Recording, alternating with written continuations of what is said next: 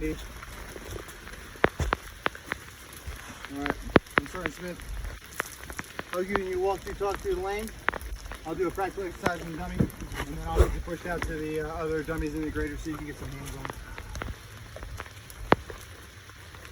Give me 1 second.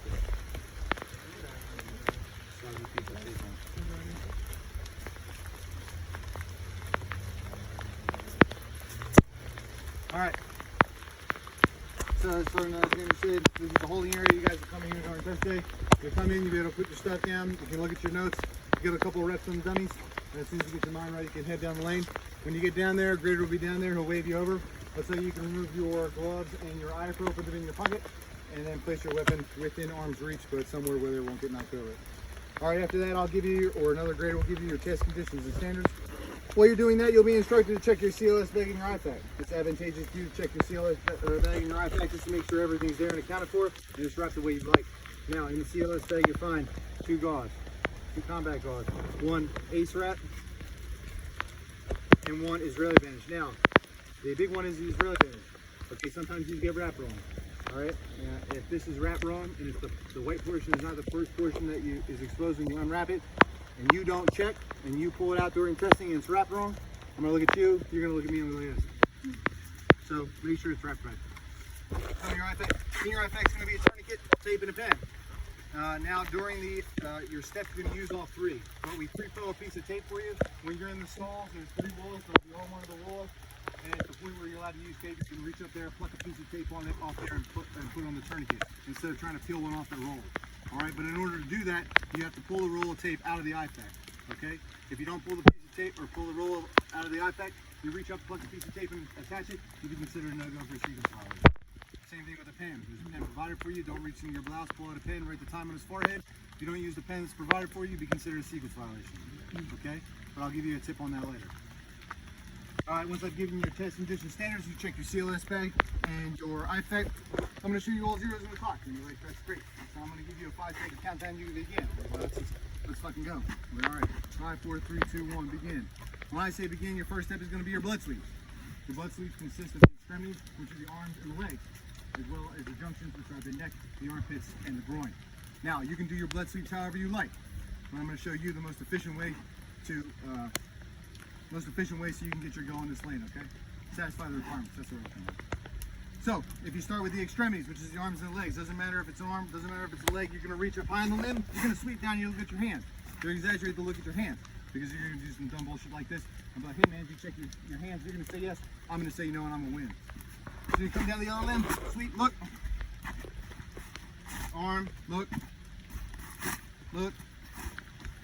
Neck, armpits, and there's 2 sides to the groin.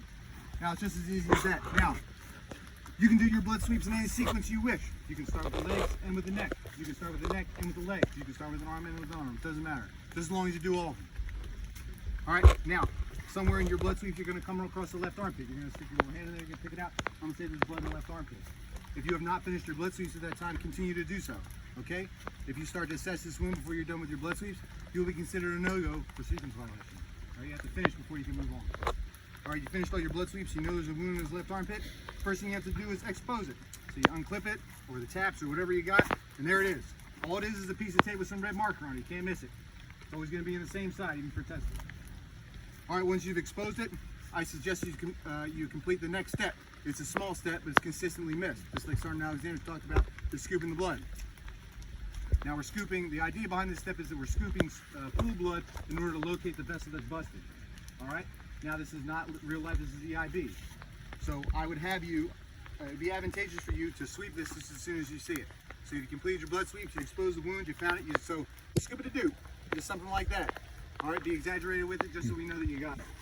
Now the next step is recommended, it's not mandatory.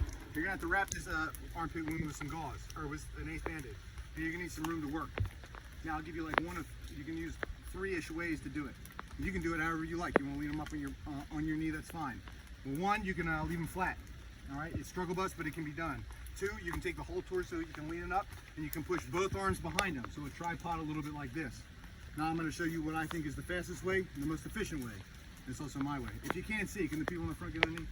Something like that? I know it's way out. Sorry. I'd have more sympathy for them. way is to pull up on his arm, or pull up on his shoulder, grab his wrist, and tuck it under him. All right? Once you pull down the blouse, you should have plenty of room to wrap him how you please. Okay? So you've done your blood sweeps, you fucking exposed the wound, you found it, you give it the old swoop, or sweep, whatever you want. You've articulated the body if you so choose to, and you start packing. Now, there's no particular way to pack, it's just however you feel like. I like to make a little bowl and then I get going. I like to do like 7 or 8 inches, and then I just gonna drizzle it in. All right, now if you're fucking spirit fingers, you got jazz hands, I'm cool with that too. Whatever you need to do, okay? Just as long as you get it all the way in there and use the entirety of the gauze, okay? There you go. Now, this is what Sergeant Alexander was talking about. Once you pack it in there, you're gonna say, hey, I'm holding pressure for 3 minutes. You're gonna say that so I can say 3 minutes to lap, the bleeding continues. All right, once you say that, you're supposed to, in the book, you're supposed to pack your second gauze on top of your first gauze. What we here understand is the hard plastic body. You start wrapping one gauze on top of another gauze, you have to wrap that with an ace bandage. It's going to be a big old jumble fuck. One of these fucking shits is going to shoot on the ground. I'm going to look at you, you're going to look at me, we're going to have a moment. All right, so to alleviate that, once we pack this and it's done, we're going to move it out of the way, and it's noticeably still going to be in there. All right, and then we're going to start with our second packing. All right, same as the first. Whatever you got to do to get in there, is as long as you use the entirety of the gauze.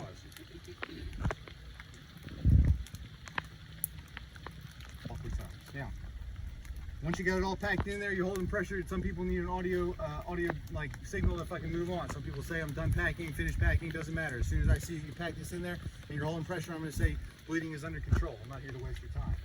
All right, once you've done that, that's going to be your cue to wrap this wound. You're going to take your grease bandage.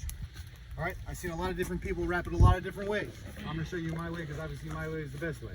I just find it is the most efficient in order to satisfy the requirements so you can get it going this lane.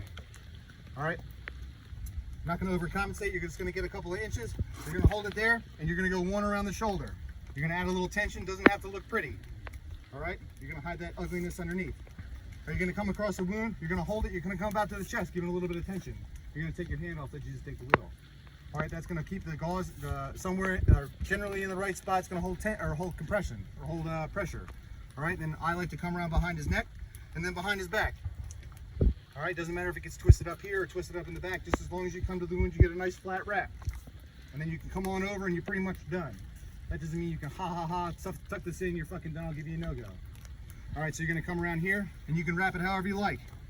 I recommend to do it my way. Other than fucking wrapping around his throat and choking him the fuck out, you'll be a go, or you'll be good for this step. So I'm coming around, I got a nice flat wrap, I come to the end, and there's a couple ways you can fix this. There's Velcro on the end. You wanna fuck with the Velcro, it's fine with me. Right, there's no secret squirrel way to fucking attach this, you can just stick it under here. Just as long as it's attached and it doesn't go anywhere, you're good to go. Now, if the end of this terminates at the wound, don't do some dumb shit, pull this up and jam it in the wound, don't fucking no-go. All right? That'll fucking, one, cause more injury, two, that's sloppy. Don't range-ism-it. You don't have to use the entire bandage. If you got a couple inches, we all can understand if you roll it back a little bit and stick it in his back, okay? Not a big deal. Now, you're gonna come back and you're gonna give it a quick check. You're gonna make sure that none of the gauze is exposed. Not so much the tape, but the gauze. All right, if a little bit of gauze is exposed, not a big deal. Take your little digit, peel it back, stuff it in, and then wrap it back up. You'll be good to go.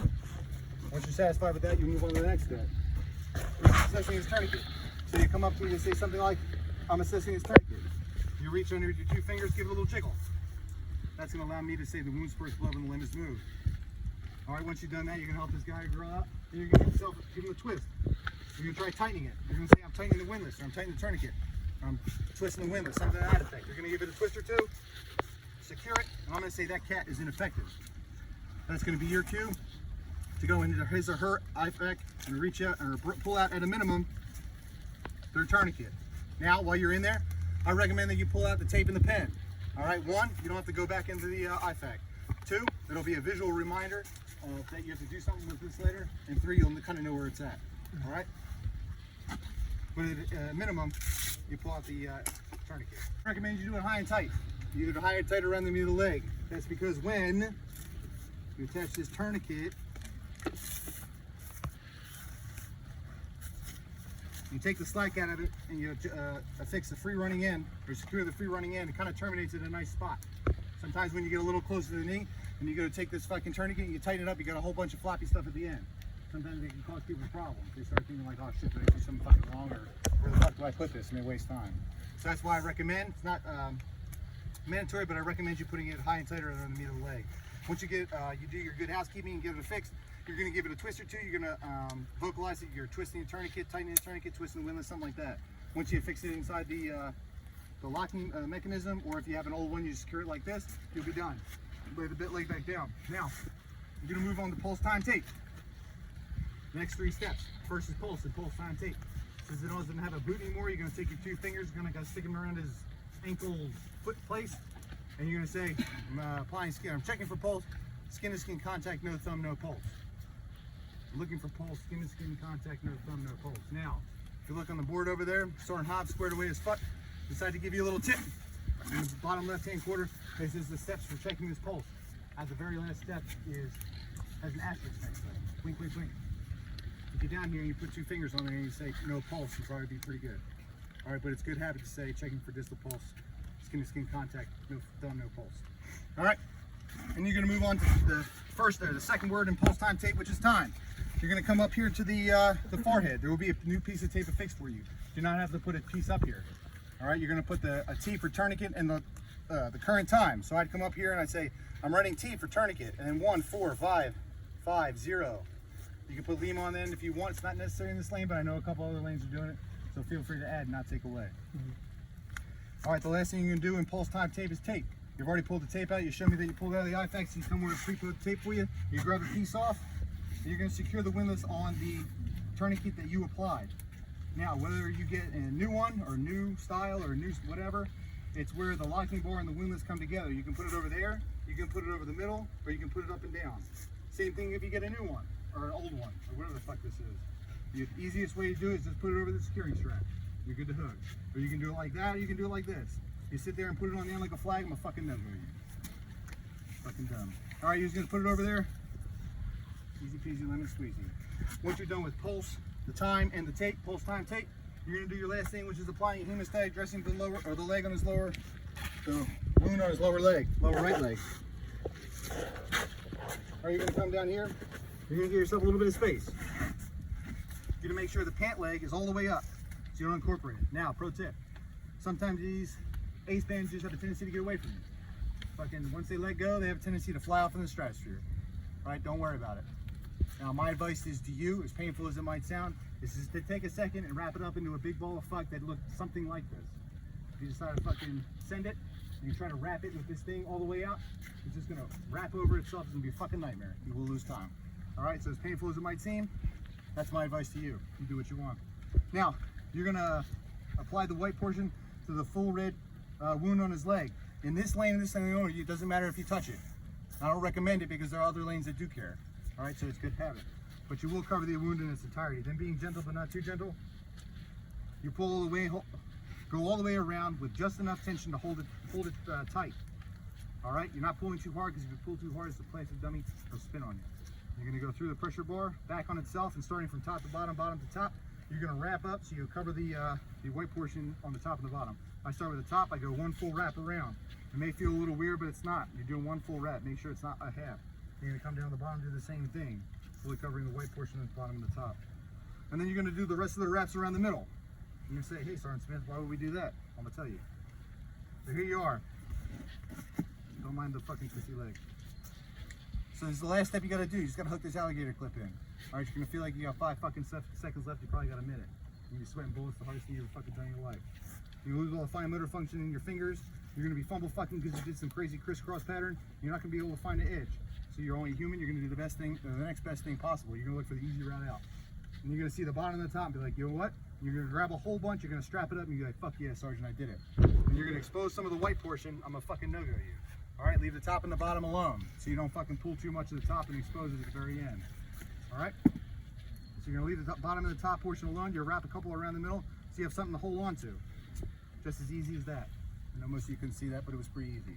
Now, you can slide the whole alligator clip in to secure it. Now, if you want to do that, you have to make sure that you put it all the way behind the Israeli bandage, so it looks something like that. All right? If you come in with some fucking half-done shit, ha ha ha, I'm a fucking no-go. All right, that's fucking sloppy. All right, so if you're gonna do this, not a big deal. Make sure it's fucking, you gotta put it in sideways. And make sure the alligator clip is completely covered by the bandage, by these really bandage. All right, once you're done, you're gonna put that down. You're gonna hop up and say, fuck yeah, Sergeant, I did it. Be like, hey, Sergeant, you got a couple seconds left on the clock. Do you wanna check anything?